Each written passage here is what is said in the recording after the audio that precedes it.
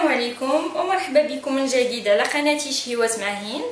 اليوم ان شاء الله غادا نقدم لكم حلوه لا كريم كتجي رائعه وبمقادير جد متوفره.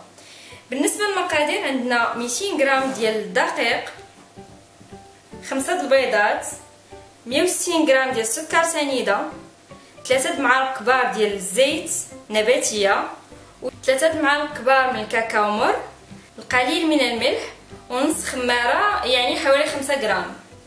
وقبل ما ندوزو للطريقه كنبغي نذكر البنات اللي اول مره كيزوروا القناه بالاشتراك والضغط على الجرس باش توصلوا دائما بالجديد. ودابا ندوزو للطريقه. في الاول غادي نطلعوا البيض مع السكر، الضراب الكهربائي حتى يضاعف الحجم ديالو ويبيض لينا في اللون ديالو.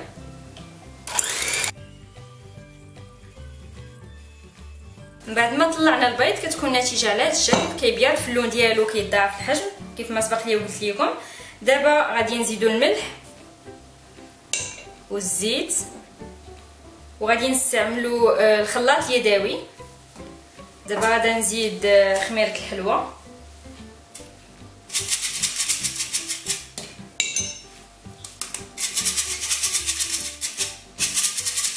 ندخلها هي في الخليط، وفي الاخير غادي نزيد الدقيق والكاكاو. بالنسبه للناس اللي ما عندهمش الميزان 200 غرام ديال الدقيق راه هي 2 الكيسان. غناخذوا صفايه ونزيدوا الدقيق مع الكاكاو،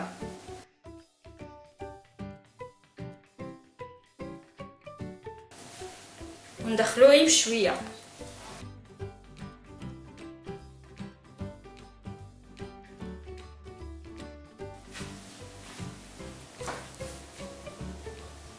من بعد ما دمجنا الدقيق والكاكاو مع الخليط كنحصلوا على خليط في هذا الشكل. دابا غادي نسخنوا الفران ديالنا على درجه حراره 175، وغادي ناخذوا الطاوه اللي سبق لينا ودهناها مزيان بالزبده اولا الزيت على حسب المتوفر. بالنسبه للطاوه فعندي فيها 30 على 30، وغادا نبدا نخوي الخليط بشويه ونحاول نوزعو على الطاوه كامله.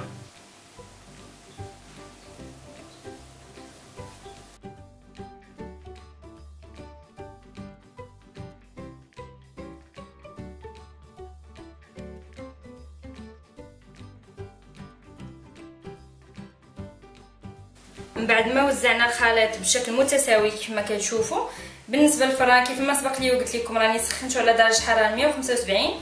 دابا غادي ندخلوها حتى طيب لينا من الفوق ومن التحت ونتلاقاو من بعد. من بعد ما طابت لا جينواز بالنسبه للوقت فاخذت لي 10 دقائق بالضبط. دابا غادي ناخذوا ورق الطهي وغادي نقلبوها فيه كيف ما كتشوفوا كتجي على هذا الشكل.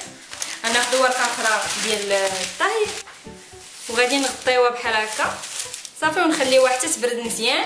وفي هذا الوقت غادي ندوزو نحضروا السيرو باش غادي نسقيوها ان شاء الله. بالنسبه للسيرو غادي نحتاجو كونفيتور اي نوع بغيتو. انا عندي ديال المشماش، ممكن تستعملوا ديال الفريز ولا سوريز اي نوع عندكم. غنديروا 3 معالق كبار، يكون كونفيتور ديال الحلوى جاري. ندير معاه 3 معالق ديال الماء، نحركوهم مزيان مع بعض. نديرو السيرو يغلى على نار مهيله، وإلا حسيتو بالسيرو مازال ثقيل ممكن نزيدو شويه د الماء. من بعد ما غلى السيرو دابا غادي نطفيو عليه النار وندوزو نحضروا لاموس او شوكولا. بالنسبه للمكونات ديال لاموس ديال الشكلاط غادي نحتاجو 40 مليلتر ديال القشده طريه، 230 غرام ديال الشكلاط كحل، 3 ديال صفر البيض، 25 غرام ديال السكر سنيده، و 25 مليلتر ديال الماء، ما يعادل 2 معالق كبار ديال سنيده في 2 معالق كبار ديال الماء، وشويه د الملح. دابا ندوزو للطريقه. في المرحله الاولى غادي نطلعوا لا كريم.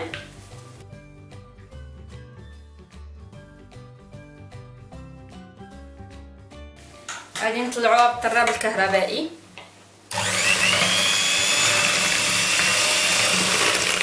بالنسبه للاكريم باش دغيا يطلع لينا خاصها تكون على الاقل بيته ليله في الثلاجه، تكون بارده مزيان. من بعد ما طلعنا لا كريم دابا غنديروا عليها فيلم اليمونتير وندخلوها للثلاجه باش تبرد في الوقت اللي غادي نحضروا فيه باقي المكونات. دابا غادي نوجدوا السيرو ديالنا ديما على نار مهيله. غادي نديروا الماء 2 معالق كبار كيف ما سبق لي قلت لكم، في 2 معالق كبار ديال السنيده.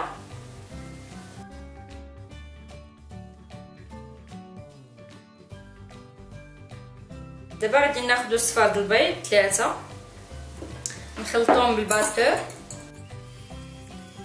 وغادي ناخذ السيرو اللي سبق لي وجدت ونبداو نزيدوه بشويه بشويه، وحنا كنخلطو ديما بالباتور.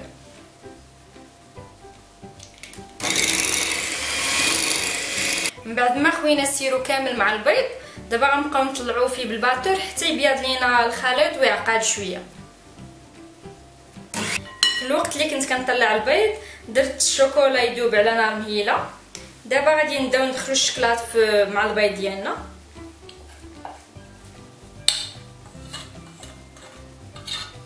غادي نستعملو سباتول باش ندخلو الشكلاط.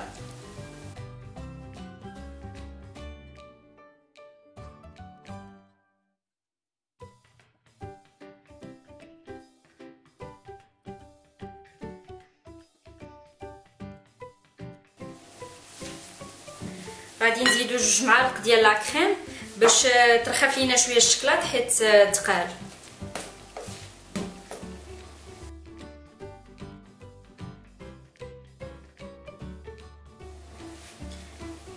من بعد ما رخفنا شويه الشكلاط بلا كريم، دابا عاد غنزيدو على لا كريم كامل. غنزيدو القليل من الملح ونبداو ندخلو لا كريم بشويه بشويه.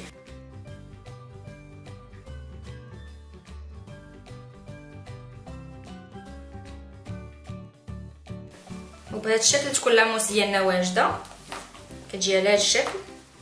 دابا غادي نمونطيو الحلوه ديالنا. من بعد ما وجدنا لا جينواز لاموس وشوكولا والسيرو، دابا غادي نبداو نمونطيو في الحلوه.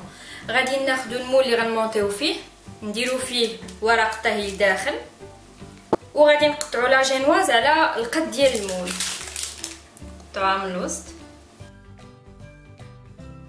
ودابا نحيدو هاد الجنب هذا، ودابا غادي نحيدو هاد لي بوغ زايدين باش تجينا الحلوه مقاده من الجناب.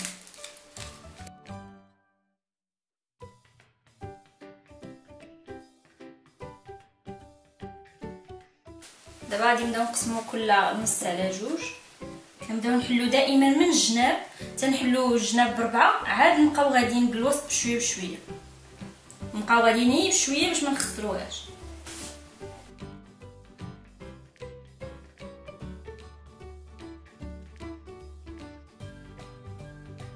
تكون على هذا الشكل زوين بشويه.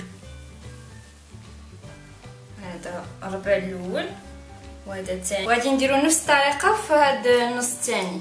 من بعد ما قطعنا لا جينواز كامله، غادي ناخذوا المورسو اللي مزيان غادي نحطوه هو لتحت، حيت من بعد غادي نقلبوا الحلوه. داكشي علاش خصنا يكون المورسو مزيان هو اللي غيجينا من الفوق. غادي ناخذوا دابا السيرو. بالنسبه للسيرو ملي بغيت نسخنو لقيتو عقاد ليا فزدت فيه شويه د الماء. دابا نسقيو لا جينواز مزيان.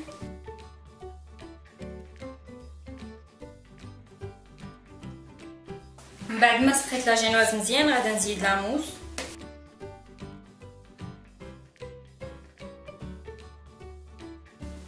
غنزيد طبقه ثانيه ديال لا جينواز،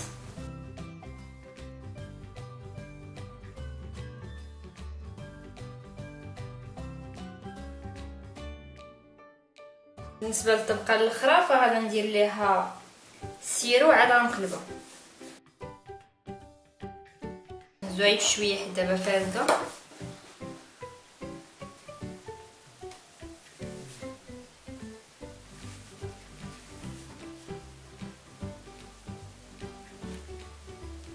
دابا غادي نغطيو عليه فيلم انيمونتير وندخلوه للثلاجه 15 دقيقه، عاد نرجعو نديرو ليه كلاصاج.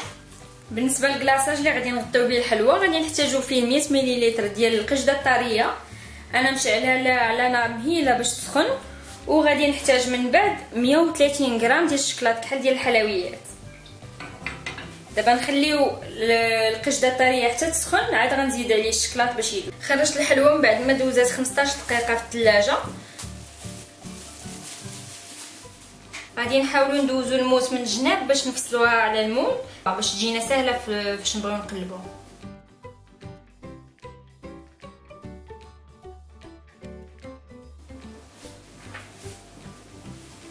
نهزو المول بشويه.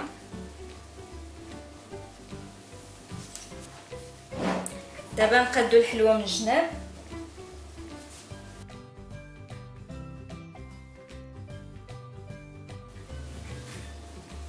من بعد ما قاديتها من الجناب مسحت هاد البلايص اللي توسخوا ليا في الطبسيل.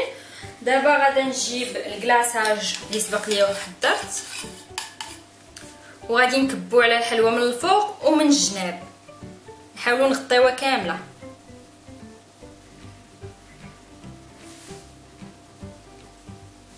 واخا توسخ لينا تاني من الجناب ماشي مشكل، راه غادي نقادوها.